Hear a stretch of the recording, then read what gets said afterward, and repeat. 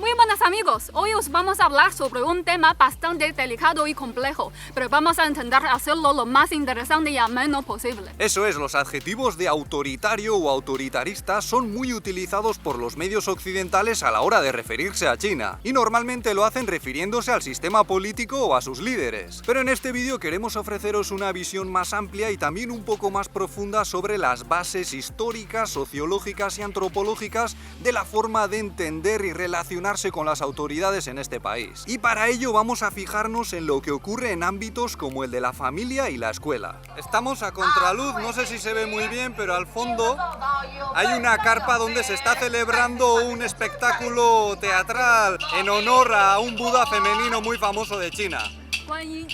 Y están pues sobre todo los mayores del pueblo allí disfrutando del show. Como os hemos dicho en otras ocasiones, para la mayoría de los chinos, los dioses son los padres y a ellos se les debe mayor respeto. Eso es, en esta ocasión no nos vamos a entretener con las raíces históricas del culto a los ancestros, pero sí conviene tener en cuenta que dentro de la ética confuciana, el mandamiento de honrar a los padres, como se define dentro de la cultura cristiana, ocupa el lugar más alto. Para que nos hagamos una idea, en la antigua China, tanto hombres como mujeres se solían dejar el pelo largo porque era considerado una muestra de piedad filial, del respeto hacia los padres en el sentido de aceptar todo lo que venga de ellos, incluido el propio cuerpo, y no alterarlo de ninguna manera. O sea, los padres y no Dios son los que nos dan la vida y por ello son lo más sagrado de este mundo. Pero además, los padres chinos realmente pueden llegar a ser como dioses, en el sentido de que siempre están vigilando y controlando la vida de sus hijos. Sí, cuando llegué a China y me puse a investigar a los estudiantes universitarios, me di cuenta de que cuando les preguntaba por qué habían elegido sus carreras,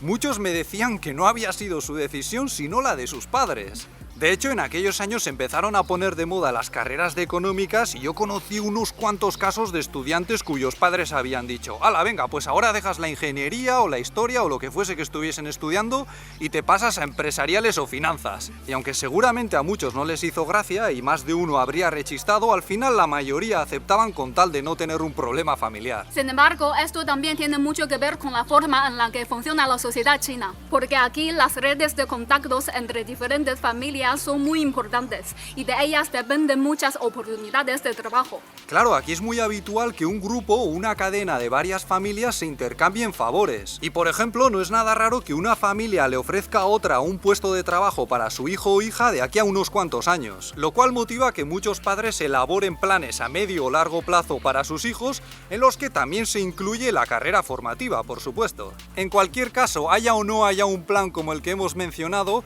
uno de los deseos o de las órdenes paternales que los hijos deben satisfacer, sobre todo entre los Han, es estudiar con disciplina para poder conseguir el mejor trabajo posible y garantizar el bienestar de la familia, tanto el de los padres cuando se hagan mayores, como el de los hijos cuando vengan. Fijaos, eso de ahí es una letrina campestre, ya os las enseñé una vez en un vídeo. Está totalmente al aire libre en medio del camino y bueno, pues si te entra el apretón, vienes aquí, desaflojas a gusto y a trabajar.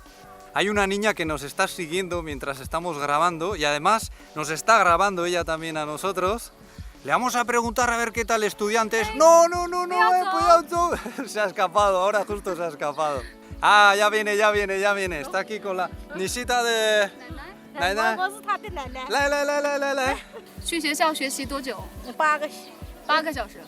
晚上回来学校在家学不学习？在家里打吉他有压力，在去云里舞蹈，还要学习画画。喜欢学习吗？喜欢学习画画、舞蹈。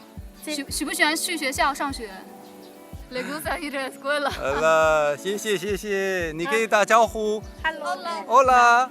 你可以说 Hola。Hola。很好。很好。¿Y cómo se consigue inculcar esa disciplina que tan buenos resultados da entre los estudiantes chinos? Bueno, pues esto también es bastante interesante porque cuando estaba haciendo mi tesis elaboré una encuesta en la que pregunté a los estudiantes si habían sufrido castigos psicológicos o físicos y aunque es verdad que sobre todo entre los chicos había alrededor de un 10% a los que sus padres les habían pegado cuando eran niños, más tarde descubrí que había una forma más suave y también más eficaz de conseguir conseguir que hasta los hijos más rebeldes acepten el imperativo de estudiar una cantidad de horas inimaginable en la mayoría de los países occidentales. Y ese método más suave consiste en comparar a tus hijos con los de los demás en presencia de otros familiares o amigos. Sí, esto es algo de lo que he hablado en cantidad de ocasiones con muchos chinos y realmente pienso que es una situación que no pocos padres buscan como una forma de corregir la actitud y la conducta de sus hijos. O sea, imaginaos que yo soy la madre de Lele y que estoy un poco enfadada porque no ha sacado buenas notas. Entonces, un día que nos reunimos con otros padres y sus hijos, digo algo como: ¿ves, Lele, qué buenas notas saca tu amiga? ¿Y qué contentos están sus padres? Claro, porque así va a poder ir a una universidad muy buena y luego va a tener un trabajo fantástico y así se va a poder casar con un hombre muy bueno y va a tener hijos muy felices, etcétera, etcétera, etcétera. Y además, esa situación también supone una fuente de presión para la amiga de Lele, quien pensará: bien por mí, pero por si acaso no voy a dejar de esforzarme, no vaya a ser que mis padres me hagan pasar por un mal trago como el que está pasando Lele ahora. Y a lo mejor algunos pensaréis: bueno, pues cuando sus padres los comparen con otros y traten de dejarlos mal, los jóvenes chinos también pueden defenderse, ¿verdad?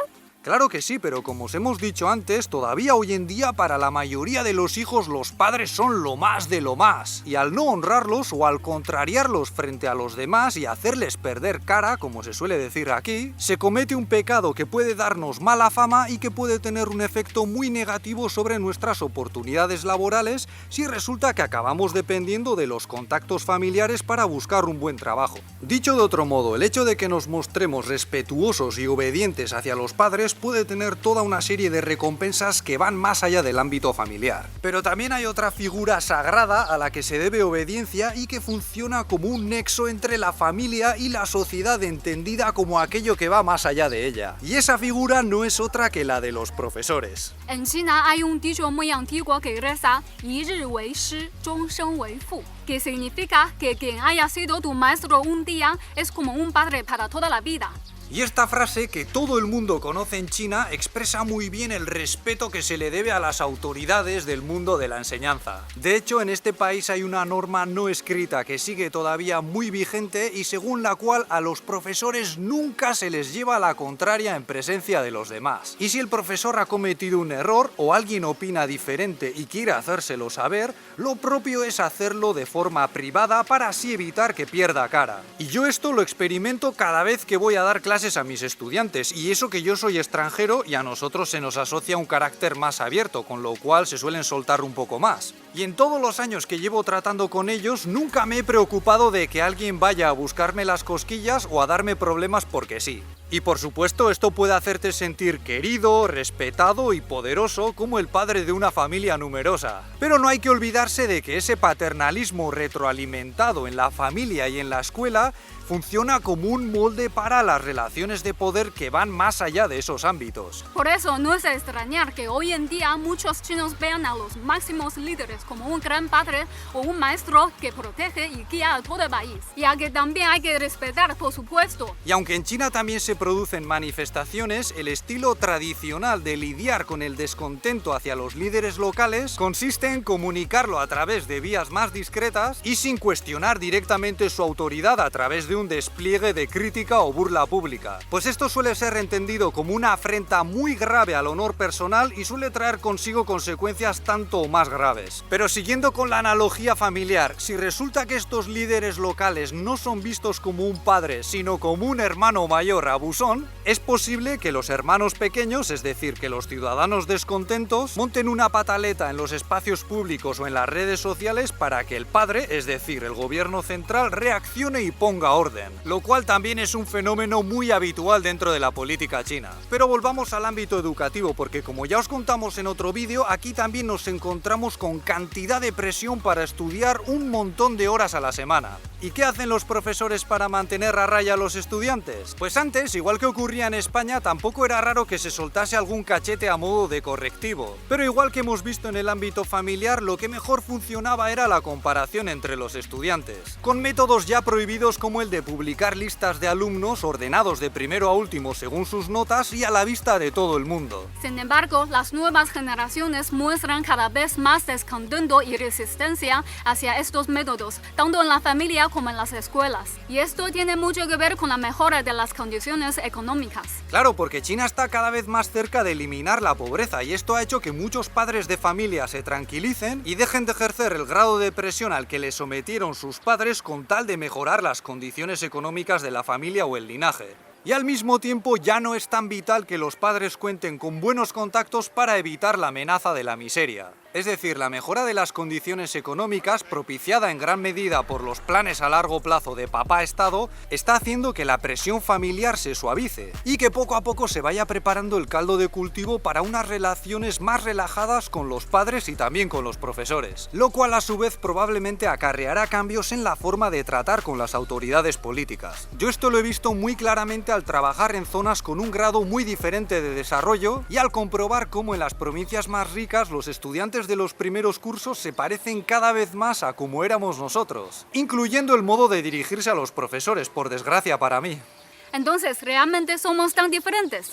¿O simplemente estamos en distintas etapas de desarrollo? Pues obviamente hay aspectos de la cultura china que suponen una gran diferencia al compararlos con los de países occidentales de herencia cristiana, por poner un ejemplo. Pero lo cierto es que en esos países europeos o americanos hasta hace no mucho también dominaba una visión autoritaria y paternalista de las relaciones entre padres e hijos, entre profesores y estudiantes y entre gobernantes y ciudadanos. Y no fue hasta bien pasada la Segunda Guerra Mundial, con la mejora de las condiciones de la clase obrera y la consolidación del estado de bienestar, cuando se empezaron a suavizar estas relaciones, las cuales también fueron acompañadas de grandes conquistas en la esfera de los derechos y la participación política. Eso es todo por nuestra parte. Ahora queremos saber qué opináis vosotros. ¿Os parece que el autoritarismo chino es muy diferente al de otros países? ¿Cómo creéis que evolucionará? Y si queréis que hagamos más vídeos como este, en los que invertimos un montón de trabajo entre investigación, grabación, edición y demás, podéis animarnos dándole un me gusta, compartiéndolo, suscribiéndoos o ayudándonos a través de nuestra página de Patreon, en la que encontraréis más vídeos, guías para China y otras sorpresas. Muchas gracias y hasta la próxima. Hasta luego. Se ríe la señora. Por cierto, aunque quizás no lo parezca, la verdad es que yo soy una persona con mucho carácter y cuando empecé a tratar con la familia de Lele, al principio no llevaba nada bien que su madre intentase planear nuestra vida. En ocasiones no me podía aguantar el enfado y se lo hacía ver delante de Lele o incluso delante de algún familiar o amigo. Pero luego me di cuenta de que sus exigencias respondían a unas expectativas un poco exageradas que ni ella misma se creía. Y entonces aprendí que lo que había que hacer era decir a todo que sí y seguir a lo mío, trabajando y haciendo las cosas lo mejor que podía, pero sin volverme loco. Y esto mismo es lo que hace mucha gente en China con sus padres, con sus profesores y también con sus líderes. Porque aquí también todo el mundo entiende que entre el muy obediente y el tonto solo hay un pequeño paso.